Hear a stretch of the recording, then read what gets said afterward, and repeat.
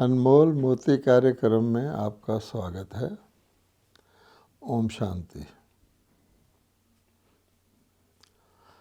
ब्राह्मण जीवन अनुभूतियों का जीवन है, अनुभव करने का जीवन है।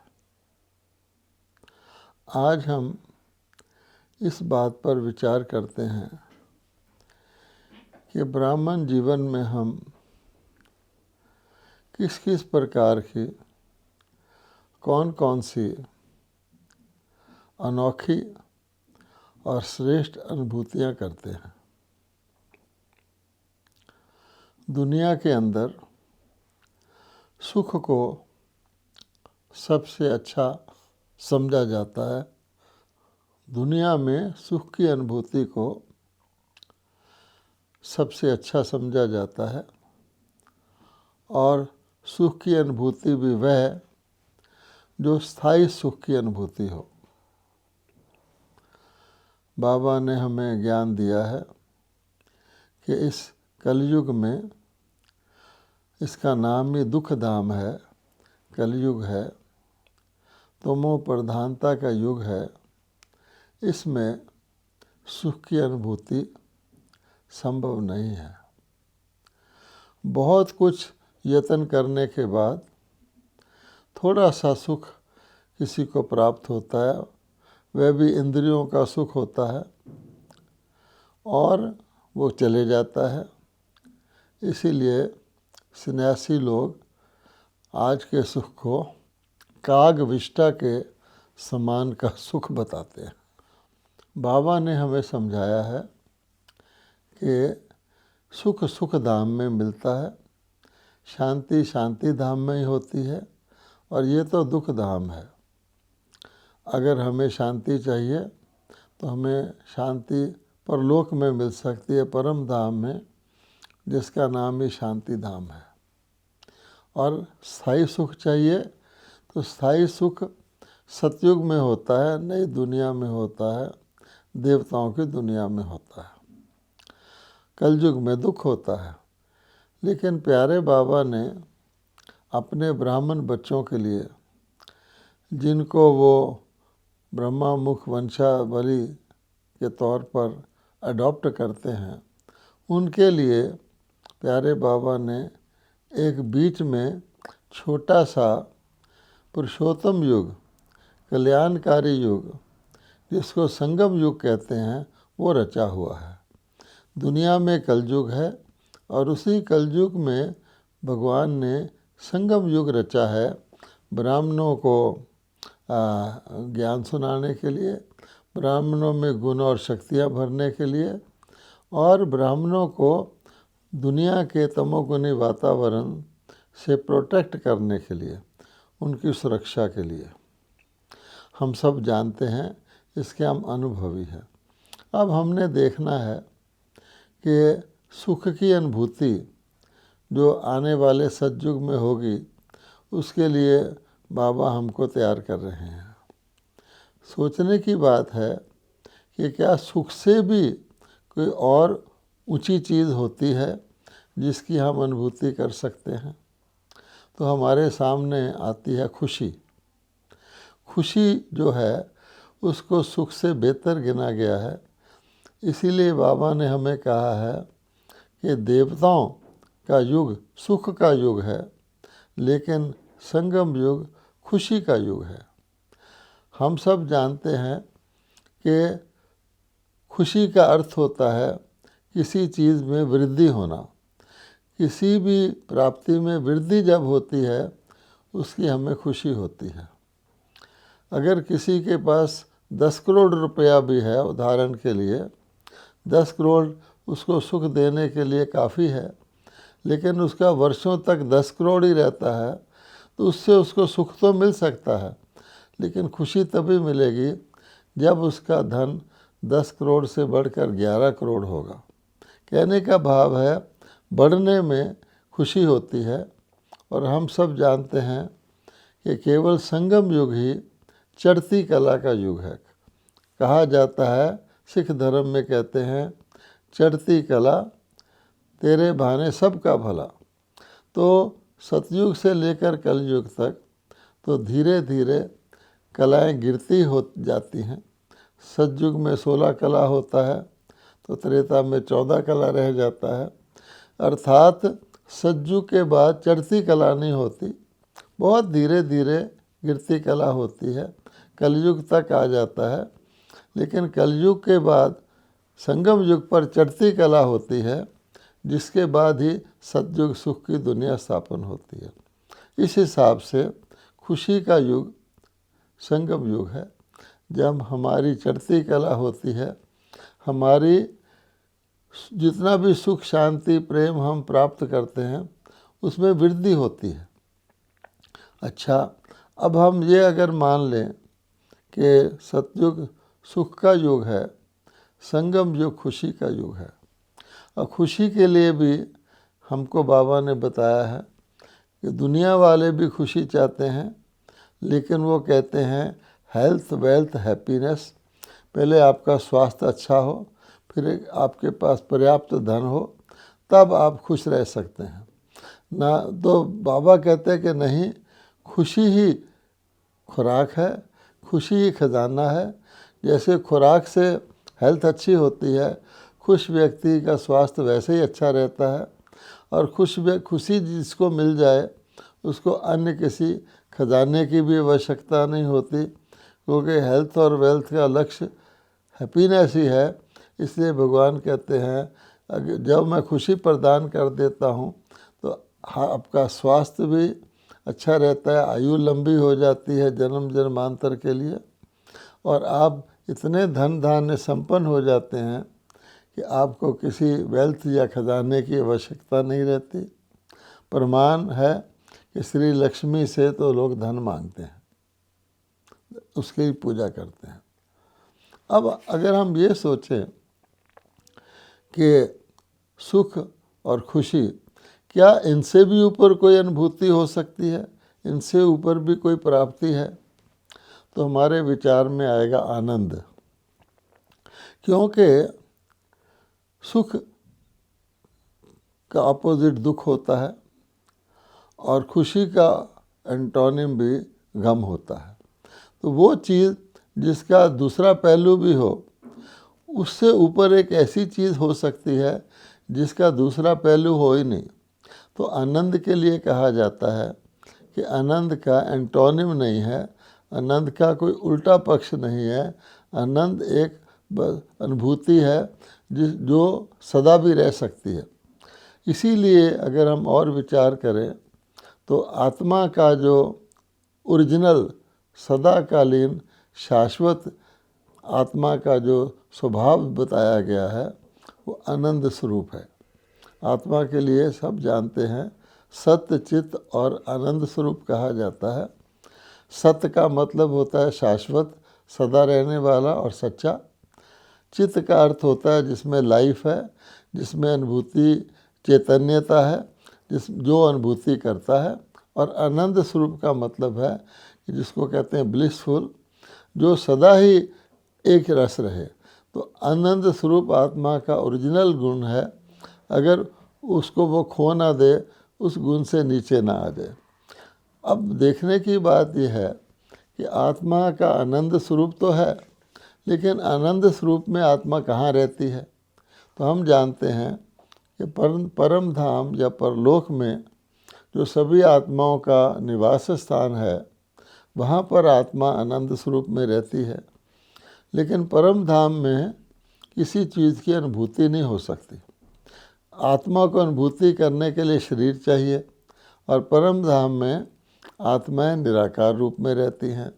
इसलिए आत्मा आनंद स्वरूप की अनुभूति तब कर सकती है जब वो धरती पर आकर शरीर धारण करे, और वो भी अपने शुरू के जन्मों में, जबकि ताज़ी आत्मा उतरती है, आनंद स्वरूप की स्थिति में रहती है, उस समय वो आनंद स्वरूप की अनुभूति कर सकती है। लेकिन धीरे धीरे इस सृष्टि पर आके कर्मों के हिसाब में आकर के आत्मा उस अनुभूति से नीचे आ जाती है। फिर हम कहते हैं उसके बाद सुख है, उसके बाद शांति है। तो आज तो आत्माएं सब आप जानते हैं दुख धाम में शांति को ही सबसे बड़ी अनुभूति मानती हैं, शांति की तलाश में रहते हैं। दुखी को शांति मिल जाए उसी को वो सब कुछ समझता है। और हम जानते हैं आज प्रायः मनुष्यों से पूछा जाए आप जीवन में क्या चाहते हैं तो वो शांति ही कहते हैं। तो आनंद स्वरूप की अनुभूति का आधार भी बाबा ने हमें बताया हुआ है कि ब्लिस जो होता है, आनंद जो होता है, वो जीवन में बैलेंस रखने से आता है। अगर व्यक्ति के जीवन में किसी भी प्रकार का इम्बैलेंस नहीं है, असंतुलन नहीं है, संतुलित जीवन है हर प्रकार से, उसकी हर इंद्रिय संतुलित रूप से कार्य करती है, तब वो आनंद स्वरूप स्थिति में रह सकता है। आँखें हैं, कान है, मुख है, तो जितना हर एक इंद्रिय को काम करना है, विधिवत करना है, वही आनंद स्वरूप में रह सकती है। तो इसलिए आनंद स्वरूप की स्थिति हमारा लक्ष्य है कि हम अगर सुख की अनुभूति और शांति की अनुभूति में एक समान हो जाए, हमारा सुख बड़े घटे नहीं, खुशी बड़े घटे नहीं, हम अपने जीवन में संतुलन ले आएँ, बैलेंस ले आएँ, न केवल अपने जीवन में बल्कि अपने समाज में, प्रकृति में भी, तब हम आनंद स्वरूप को प्राप्त कर सकते हैं। अब एक और प्रश्न अगर हम उठाएं, क्या आनंद स्वरूप से भी उत्तम कोई अनुभूति हो सकती है? ये एक बहुत ही रोचक विषय है कि आत्मा प्रेम की इच्छा रखता है, प्रेम स्वरूप बनना चाहता है, संतुष्ट बनना चाहती है, आत्मा खुशी को धारण करना चाहती है, सुखी बनना चाहती है। लेकिन इन सब स्थितियों से ऊपर भी क्या कोई स्थिति हो सकती है? ये आज की विचार का विषय है। आप देखेंगे एक और अनुभूति जो केवल और केवल संगम युग पर ही हो सकती है और केवल बाबा के ब्राह्मण बच्चों को ही हो सकती है और होती है, उसका नाम है अति इंद्रिय सुख की अनुभूति। अब ये अति इंद्रिय सुख की अनुभूति क्या है? तो हम सब जानते हैं वह अनुभूति जिसमें व्यक्ति को इंद्रियों का बिल्कुल प्रयोग ही ना करना पड़े, वो बिना इंद्रियों के उस अनुभूति को प्राप्त करे, उसको कहा जाता है अति इंद्रिय सुख। सबसे श्रेष्ठ पद जो है इस दुनिया में, इस लोक में, देव पद को कहा जाता है। और देव पद में जो प्राप्ति होती है वो सदाकालीन अर्थात स्थायी, जब तक सतयुग और त्रेता रहता है, साधारण भाषा में कहा जाता है 21 पीढ़ी के लिए वो सुख की अनुभूति है। वह सुख जो होता है संपूर्ण होता है, हर प्रकार से संपन्न होता है, सदाकालीन होता है, स्थायी होता है, निर्विघ्न होता है। लेकिन वो जो सुख की अनुभूति है उससे भी अलग कोई अनुभूति जिसको संगम युग पे हम कर सकते हैं, उसको अति इंद्रिय सुख कहा जाता है। अब सुख और अति इंद्रिय सुख में क्या अंतर है ये हमको जानना है। तो सुख हमेशा इंद्रियों के द्वारा ही लिया जा सकता है। आत्मा कोई भी अनुभूति करना चाहे तो उसको शरीर की इंद्रियों का आधार लेना पड़ता है। इसलिए देवताओं का सुख भी, यद्यपि वो सतोगुणी सुख है, सदाकालीन सुख है, उसका अनुभूति शरीर के द्वारा ही की जाती है। सतोगुणी आत्मा सतोगुणी शरीर के द्वारा, सतोगुणी प्रकृति, सतोगुणी समय का अनुभूति करता है, उसको हम कहते हैं सतयुग का सुख। लेकिन ये अति इंद्रिय सुख, और वह भी सतयुग में नहीं बल्कि कलयुग के अंत में, जहाँ वास्तव में दुख ही दुख है, दुख की अति है, उसकी अनुभूति सचमुच श्रेष्ठ हो, सर्वश्रेष्ठ कही जा सकती है। क्योंकि एक होता है सुख में सुख की अनुभूति, एक होता है दुख में सुख की अनुभूति, और दुख में अति इंद्रिय सुख की अनुभूति जो देवताओं के सुख से भी उत्तम है, जिसमें वास्तव में व्यक्ति को, आत्मा को किसी भी इंद्रिय के प्रयोग की आवश्यकता नहीं है। ये तो एक प्रकार का विचित्र अद्वितीय बात हो जाती है। तो इसको सभी ब्राह्मण कम या ज़्यादा काल के लिए अवश्य अनुभव करते हैं। ऐसा कोई ब्राह्मण बच्चा नहीं होगा जिसने कभी ना कभी अतीन्द्रिय सुख की अनुभूति ना की हो। और हम सब जानते हैं, जब हम उस अनुभूति में होते हैं हमें दुनिया की सुध बुध नहीं रहती। हम ऐसे खोए खोए रहते हैं जिसको कहा जाता है कि लवलीन अवस्था, जिसको दुनिया के भक्तों ने आत्मा परमात्मा में लीन हो ही कहा जाता है। स्नेह में हम इतने खो जाते हैं कि हमें और किसी चीज़ की सुध बुध ही नहीं रहती। उस अवस्था को अतीन्द्रिय सुख की अवस्था कहा गया है। अब वो अवस्था थोड़े थोड़े समय के लिए तो सबने अनुभव की है, लेकिन वो अवस्था हम अधिक काल के लिए अनुभव कर सकें, उसी बारे में हम आज चर्चा कर रहे हैं। सबसे पहले जो नए जुड़ने वाले श्रोता हैं, देखने वाले हैं, जो पहली बार या बिल्कुल नए रीति से जो ब्रह्मा कुमारी से पूरी तरह से उस ज्ञान से, उस योग की अनुभूति से परिचित नहीं है, उनको इस विषय को आसान बनाने के लिए हम एक उदाहरण लेते हैं। और वो उदाहरण है सुषुप्त अवस्था का। जब किसी को सपन आता है तो सपन में आप क्या देखते हैं कि सपन में हम जानते हैं शरीर सुषुप्त अवस्था में होता है। आत्मा और शरीर उस समय आपस में कनेक्टेड नहीं रहते। आत्मा को अपने शरीर की सुध बुध भी नहीं होती। उस वक़्त जब स्वप्न आता है तो स्वप्न की स्थिति में हम क्या देखते हैं कि जो कुछ स्वप्न में हो रहा होता है उसकी सचमुच अनुभूति हो रही होती है। अगर किसी व्यक्ति को कोई खुशी की बातें स्वप्न में आ रही हैं तो सचमुच वो खुशी की अनुभूति करता है। अगर वो किसी बाग बगीचे में स्वप्न में घूम रहा है तो उसको सचमुच खुशबू की अनुभूति होती है। अगर वो किसी पहाड़ी आदि किसी नेचुरल सीनरी खूबसूरती के स्थान पर चले जाता है सपने में, उसकी भी उसको अनुभूति होती है। अगर उसको कोई भयानक और भय दिलाने वाला सपना आता है उसकी भी उसको अनुभूति होती है। लेकिन देखने की बात यह है कि उसका शरीर लेटा हुआ है, वो किसी भी इंद्री का यूज़ नहीं कर रहा है, आत्मा को सपन आ रहा है। और कई बार तो आप अनुभव करते हैं जब किसी को बहुत भयानक सपना आता है और वो डरा हुआ होता है, अचानक उसकी आँख खुल जाती है तो बहुत प्रसन्न होता है। शुक्र है ये तो सपना ही था, मैं तो बहुत उसके अंदर भयभीत हो रहा था।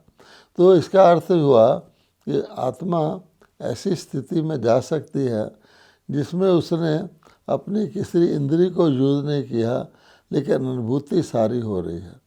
इसी प्रकार की अनुभूति अति इंद्रिय सुख की होती है। पहली बात है कि ये अनुभूति किसको होती है। जो अनुभूति बिना इंद्रियों के प्रयोग के हो, अवश्य वह अनुभूति आत्मा को ही होती है। तो पहली बात यह है कि अति इंद्रिय सुख की अनुभूति आत्मा को ही हो सकती है। और इससे ये बात निकल के आती है कि उस समय आत्मा को शरीर और शरीर के सभी संबंधों का भान भूला हुआ होना चाहिए, तभी उसकी अनुभूति हो सकती है।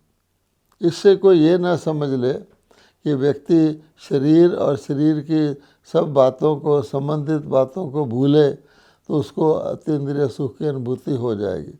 नहीं, देखा गया है कि जब आप किसी चीज़ को भूलने के लिए उसको ज़्यादा याद करते हैं, ये भूल जाए, ये भूल जाए, या ये मिट जाए, या ये मिट जाए। मान लो कोई व्यक्ति कहता है मेरा क्रोध हट जाए, मेरा क्रोध हट जाए, तो क्रोध को बल्कि वो ज़्यादा याद कर रहा होता है। इस प्रकार से वो चीज़ ना तो मिटती है और ना भूलती है। हम किसी और तरफ अब हमारी बुद्धि लग जाए, हमारी एकाग्रता हो जाए, हमारी रुचि हो जाए, किसी और कार्य में हम लग जाएं, तो फिर हमें अन्य दूसरी चीज़ें भूली हुई होती हैं। इसलिए आप देखेंगे कितना भी क्रोधी व्यक्ति हो, जब वह किसी काम में व्यस्त होता है उस समय वो क्रोध उसको आता नहीं है, क्योंकि वो और काम में इतना बिजी होता है कि उसको फुर्सत ही नहीं होती कुछ और सोचे। इसलिए हमें अति इंद्रिय सुख की आत्मा को अनुभूति करनी है, या जब होती है उस समय उस अनुभूति के कारण उसको देह अभिमान भूला हुआ होता है। लेकिन ये हम समझ सकते हैं कि ये अनुभूति आत्मा करती है, ना इसमें आत्मा की कोई शारीरिक इंद्रियां इन्वॉल्व हैं। शारीरिक इंद्रियों के द्वारा और प्रकार की अनुभूतियाँ होती हैं। अपने आँखों के द्वारा कोई अनुभूति करनी है तो आँखों के द्वारा कोई दृश्य देखना होगा।